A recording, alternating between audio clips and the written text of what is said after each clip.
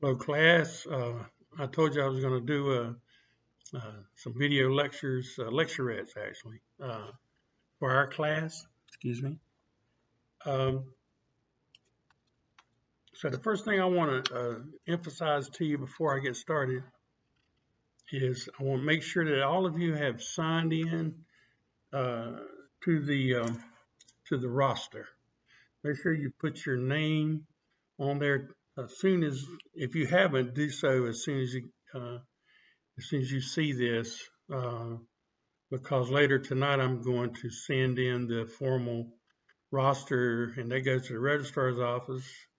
And then by sometime tomorrow, they'll be dropping any students that didn't show up on that roster. Will be dropped from the course. You know, so we've had plenty of time to get on there. So go ahead and get your name on there. I think most of you have. Uh, the purpose of my video, video lecture, is to make some, think of it this way as more of a, not a lecture as much as sort of a fireside chat about sociological social psychology and some of the concepts and theories that we will be doing. And I like to try to ground some of the concepts and methodologies to kind of give you a sense of what it is that an actual social psychologist does, a sociological social psychologist, quite a lengthy name, terrible in class when you have to spell it out. But yeah, someone like myself who's done this, has a background in the area, and I did my dissertation using symbolic interactionism as well as the social structure and personality aspect, blending those two, along with, as you read in the first chapter, the conflict perspective that is looking at the issues of social inequalities in terms of race, in this case, Native Americans. And I'll be giving you more of that as we go. Um, so my main purpose for these short, and I'm going to keep these under 30 minutes, is to basically focus on one area within each chapter to give you a little bit more insight, more examples to help you with your understanding. Uh, now, uh, if you would like, you can always, uh, as you read the chapter, that you can send me a message, send me an email, and if you have a question about a concept or a certain area, of course, don't flood me with those. But if you do have, say, a concept or a theory that you would like or an example even that you would like a little more explanation, I'll be willing to do that the next video. Of course, I can only do so many because we don't have but a short period of time. Um, and I would like to say that I've been doing probably longer than most other faculty members. I was probably one of the earliest faculty members to actually do video lectures on a online format. And it seems like nowadays it's gotten more expected, especially with the outbreak of the COVID-19 virus, so that everybody had to teach online. Luckily for me, I already had all my classes.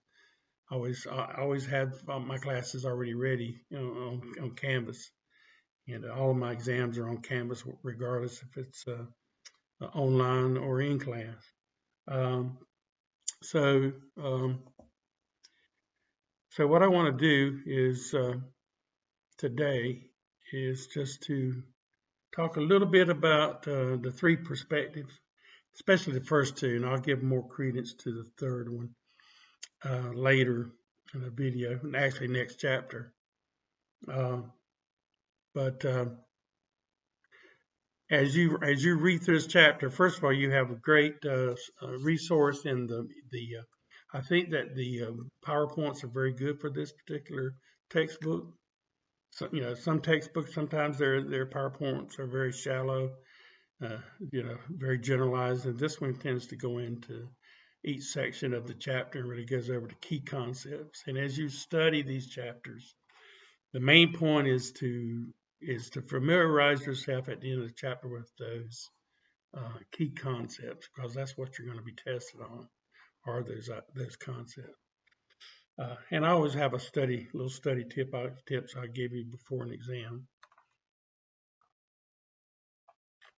Also, I take for granted that most of you have had an intro to sociology course or other further sociology courses, because this is, after all, a 4,000 level course. And so I'm taking that assumption for granted, that most of you have had at least an intro to social course, so that I don't have to go back and explain all the intro kinds of concepts, like what is culture, what is a norm, what are values, this kind of thing. So I'll just take that for granted for now. What I would like to first point out to you is that, as the book does, that it distinguishes between micro sociological theories and practices and macro. A lot of what, in general and traditionally, we've been trained in is the macro theories. That is, the theories like functionalism and conflict theory.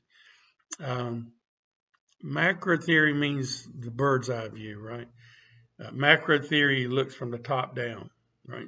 So it looks at the larger structures of society and sort of takes for granted the behaviors of people on the ground, where it gets really messy, right? Where real human beings are interacting.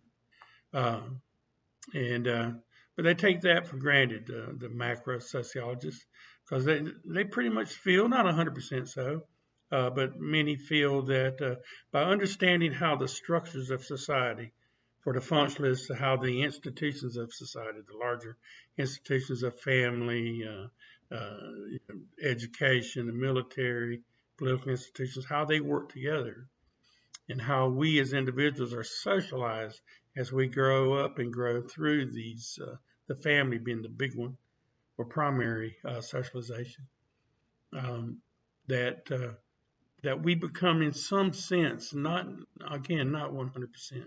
Sociology never says that we can understand a human being and their behavior predictably 100%.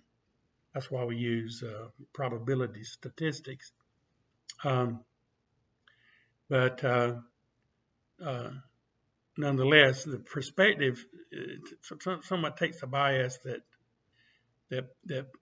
we individuals at the lower end, the bird's eye view down, going down, looking down at where the people are, that we're pretty much sort of robotic in some sense, or determined by these larger structures, right? So if you're socialized in a certain country like the United States, once you're socialized as an individual, you're going to display predictive sort of political attitudes, values, norms, and beliefs. At least that's the way the theory looks at individuals. So for the macro, like functionalist theorists, for them is to understand how these larger institutions impact the lives of we individuals.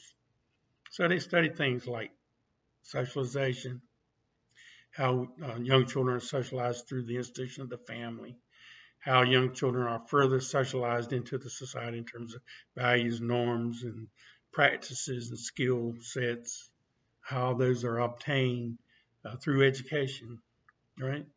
And people in our society go through a long period of educational maturity, right? From preschool all the way through, the sky's the limit if you're willing to spend half your life and get a PhD like I did.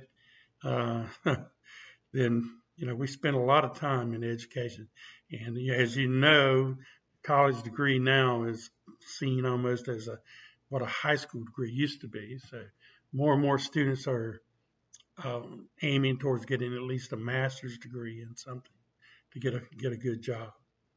Uh, so um, that's one of the big theories under the macro.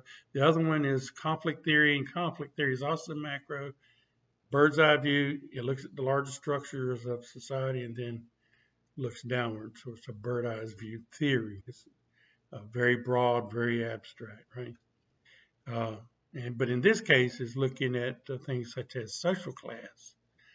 And then also it's broadened it over the years. It looks also at gender inequality, racial and ethnic inequality, again, social class inequality. And it presupposes that people that are socialized, it borrows some ideas from functionalism, uh, uh, as people are ferreted out and socialized at different levels of class. That social class standing and the cultures of each of those class levels, right? Like working class folks, middle class folks, upper middle, upper class, uh, those levels of class. People are socialized into the norms and values, beliefs of their class position in society. And it's another, again, one of those areas that the sociological imagination is helpful in helping you and I to understand where we fit in these larger structures. So both of these theories are macro. The theories that we're going to are looking at, and which is uh, more emphasized today than it was in the past, is the macro sociological, the macro sociology theories of society. Um, and this you can take as more of a ground up uh, theory. Looking at what's going on, it's a bottom up theory. We want to understand what goes on in the larger society. We need to look up close. It's kind of like the notion of looking at a grain of sand in order to understand the universe, right? We want to understand society. All we have to do is focus on small scale interactive groups and communities, organizations to get a sense, or taking the macro theories at heart, that the influence that they do shape the behavior, human behaviors at the micro level. But once you get into the weeds, so to speak, of human interaction, we know that it's not a simple, direct, excuse me, determination of the human being and their interactions with each other, but it's more of a negotiating, of giving meaning to things, right? And so, from the micro perspective, uh, when we think of what's the determinants of human behavior, both the macro and the micro are trying to determine what motivates human behavior. For the macro, it's more these larger structures of institutions, social classes, and for the micro theorist, the determinants are messy at that level. Yes, they shape our behavior, uh, but we see the social orders more as negotiated. That people negotiate with each other over their situation, what things mean, and so what motivates behavior on the macro side is these large structures that influence behind our backs through socialization our behaviors, beliefs, and outlooks. From the macro perspective, it is more negotiated, the negotiation with other individuals on what things mean. So you may have already noticed that with symbolic interactionism, for example, what things mean to individuals at the micro level affects how they behave. So this can be a very complex and very diverse set of understandings, that we behave towards objects, and that includes other human beings and objects, and also in our view, or even in our minds, the object of thought. But we interpret at the everyday level. At the everyday micro level, where human beings are constantly interpreting the meanings of, for example, other human beings' behavior.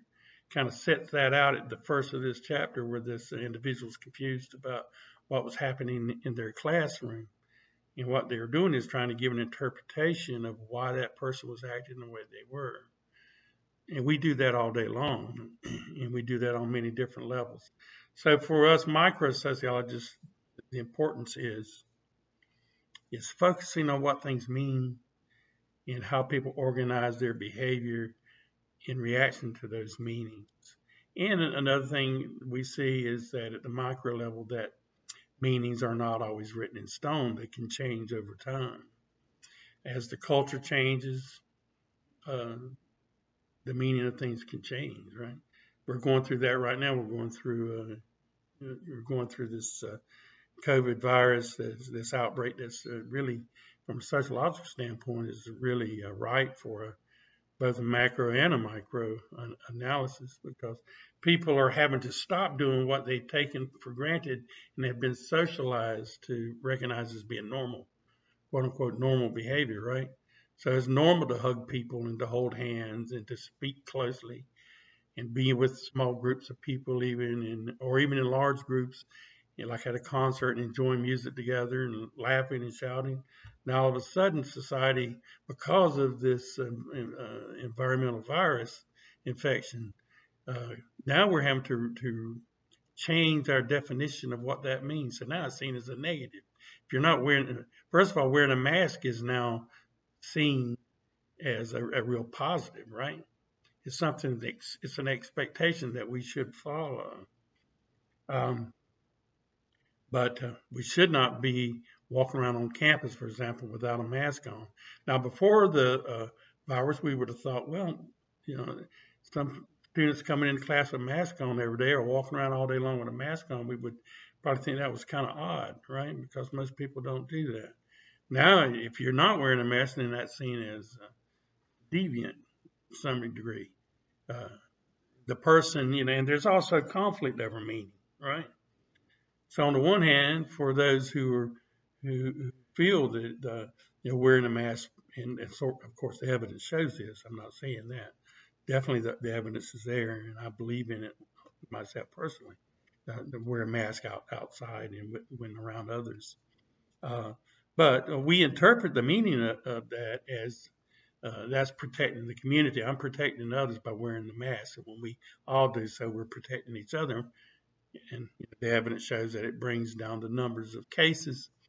But maybe for someone else, wearing a mask is an affront to their sense of freedom and individuality, and that they have a right not to wear it or not wear it, because it's in a sense they take it as a freedom of speech and behavior. Uh, it's just a mask, right? It's just a piece of cloth with something to tie behind your ears. But it takes on different meanings depending on people's viewpoints on it, right? It's not, it's constructed, it's a socially constructed reality, so to speak. And that's something we'll get into much further. Uh, but uh, but we're living through that time period right now where a lot of our taken for granted everyday meaning system is being jousted around to where now what we thought we should be doing, we're asked now not to do.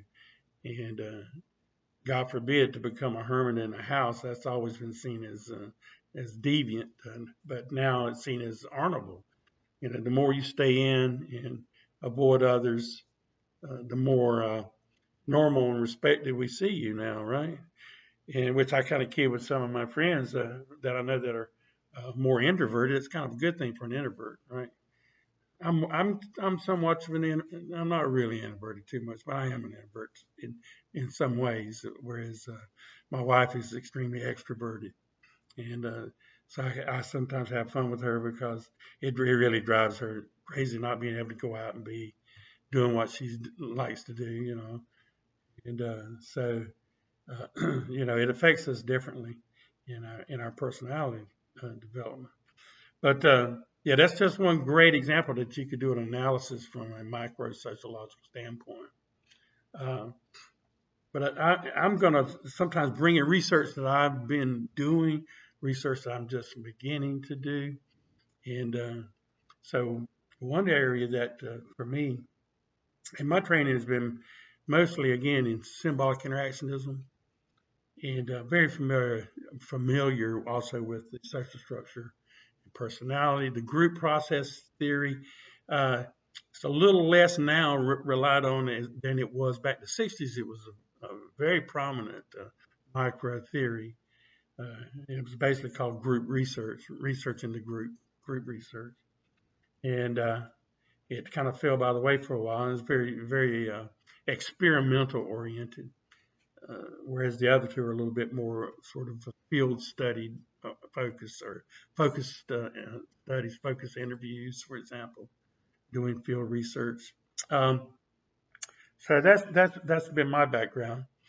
Um, so one area I'm looking at right now from the symbolic interactionist perspective, one area is, that symbolic interactionism looks at is how people develop identities and how those identities are maintained over time, and how people move away from an identity into other identities. Of course, we all have different identities, uh, and we have multiple identities.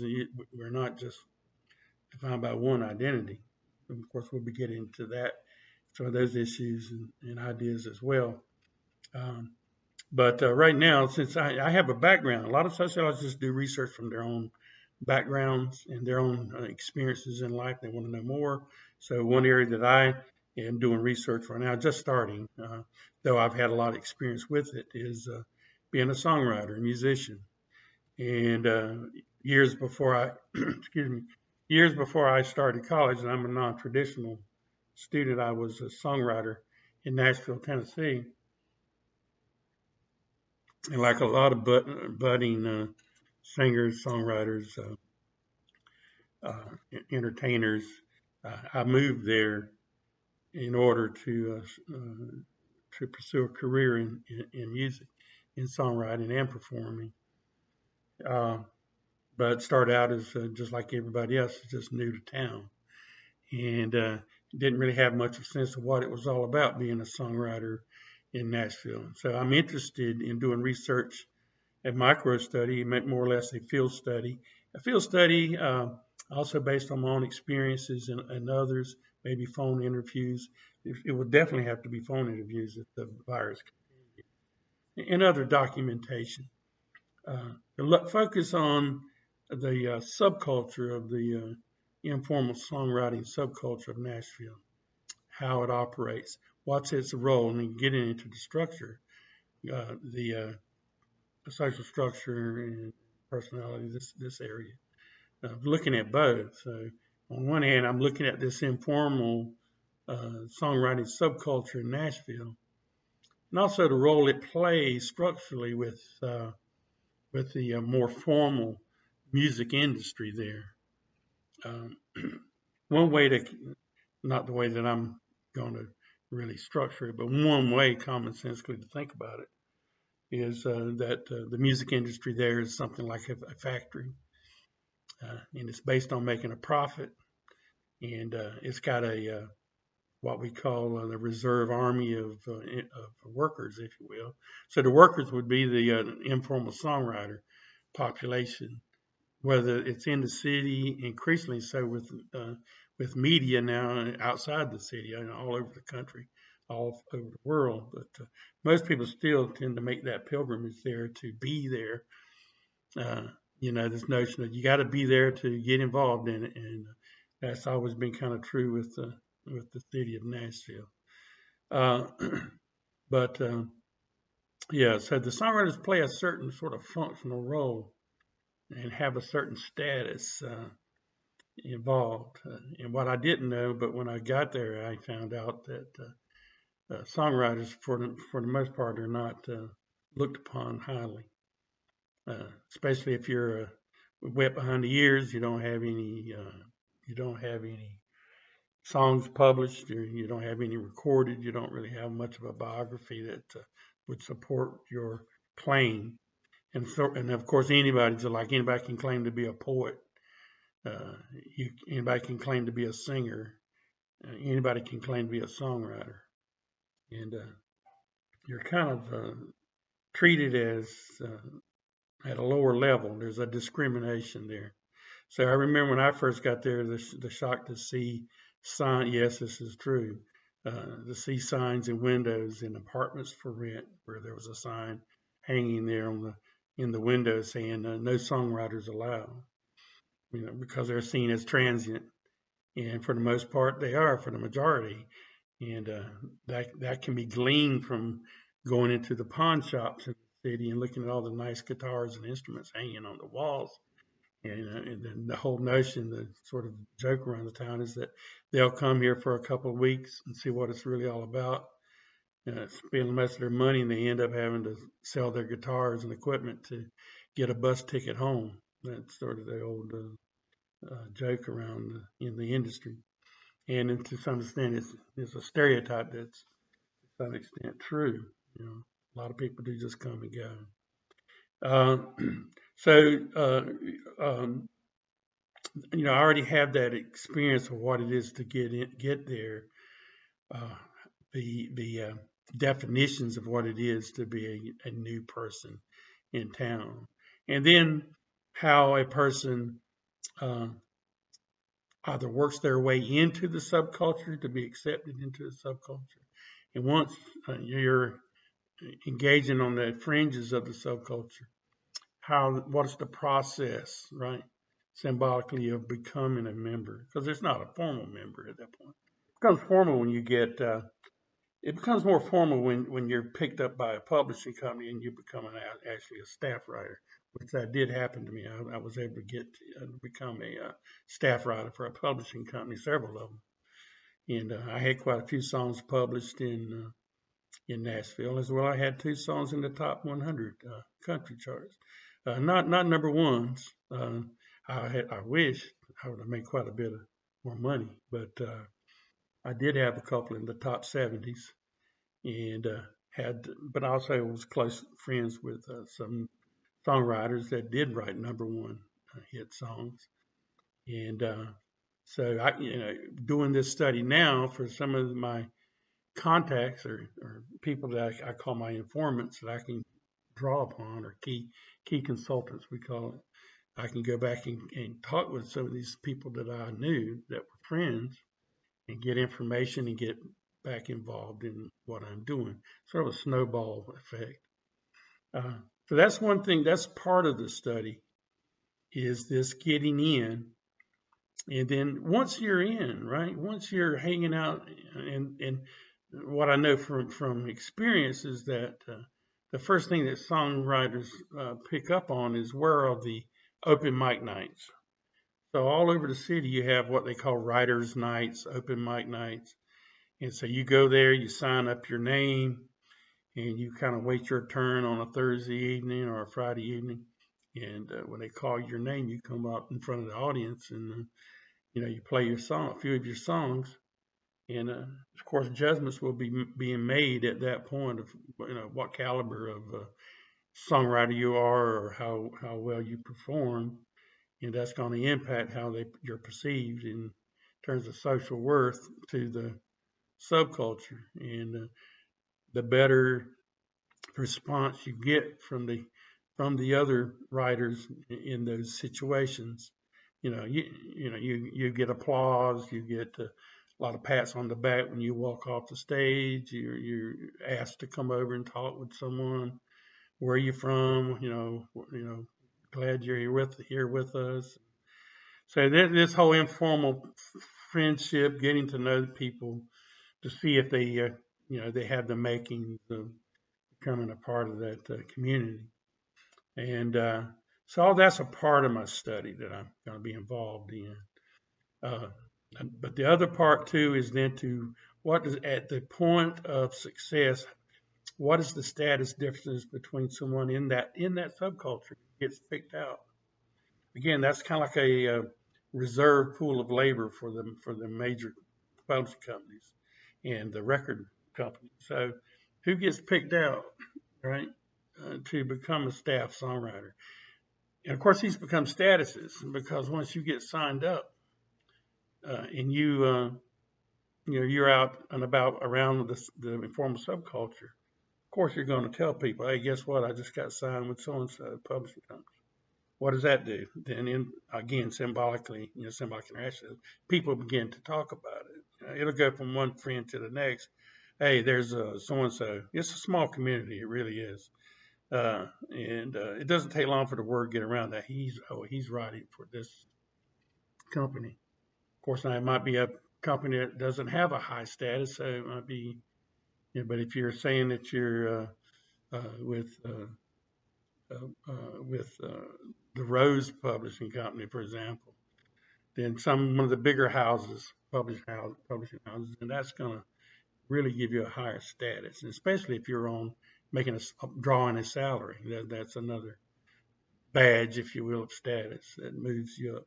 Then once you get songs in the top 100, and of course, songwriters out at the writers' nights clubs and on Friday and Saturday nights, they may be talking about, hey, I just got a plug with, I guess, got a recording with such and such artist. That's again, that adds to your status that you're becoming a success in that area, and then you're beginning to once you begin to get royalties, like I'm signed with BMI, so BMI takes care of any monies you make uh, by having royalties coming in for you, and they take care of your royalties once you get airplay on the radio. Um, so at this point, then you're becoming somewhat of more of a formal member of once you're signed up with the publishing company, because they're taking the songs that the writers are giving to them, working for them, and then they take those songs and they pitch them out to the producers and artists, various artists in the country music business, and not only country music, but also in other genres of music as well. So it's not a top-down study. It's starting from the ground up, and it's going to be focusing on meanings. It's going to be focusing on what it means to be the inside life of a songwriter, basically starting on the street in, right? Now, some people don't get accepted into the subculture, maybe because for whatever reason, their songs just don't seem to be all that all that great. So they may not really get shunned, but maybe people don't really pay a lot of attention to them. Uh, they don't get a lot of applause when they do their songs, or this kind of sort of informal, symbolic uh, symbolic practices that are going on that tell you, hey, I'm not doing too well, Yeah. So that's that. And another important thing, and I'll kind of close up here. Um, Another area that's interesting in terms of looking at these status differences, and then how, again, we're looking at how individuals negotiate and interact across status lines, if you will, from this perspective. Uh, but even the budding songwriters will have their songs on a little tape. Back in the old day when I was doing it, it was using a tape recorder with your tape. You had a little, you had a demo of your song, and you would call a publishing company, and they'd say, okay, come in. Sometimes they would say, no, we're not taking in this material this time. They don't even want to talk to you. And then others would allow you to come in at a certain time. They might spend a few minutes with you. They might listen to the first verse in your song, take it out, and give it back to you. Uh, they don't spend long 30 seconds or so. If they don't like it, they're not going to listen to the whole song. Um, so one thing I know is they're very there's until you prove them differently, you're what they had a very negative stereotypical name for songwriters, and they call them squirrels. Oh, here comes another squirrel. Uh, I don't know why they call it squirrel. I don't know what that's supposed to represent, uh, but yeah, it's kind of just a negative. So you come in and they're already expecting it to not be of much value. And one of the problems I first had was I like writing very complex, very poetic types of songs. And the first publishers I went to, they were very negative about it. They said, "Oh, that's a pretty song, but hey, that's not going to ever sell."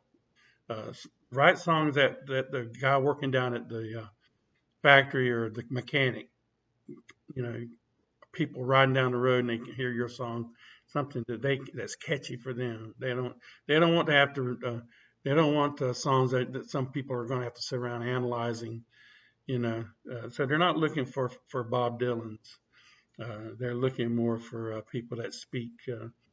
the language of the working class, so to speak, kind of person.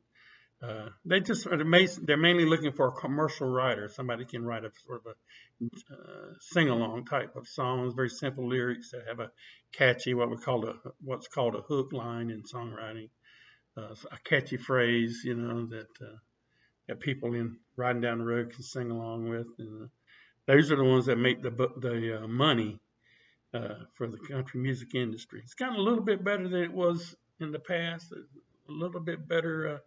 And even among those songwriters, there are some that are very, very, very talented writers.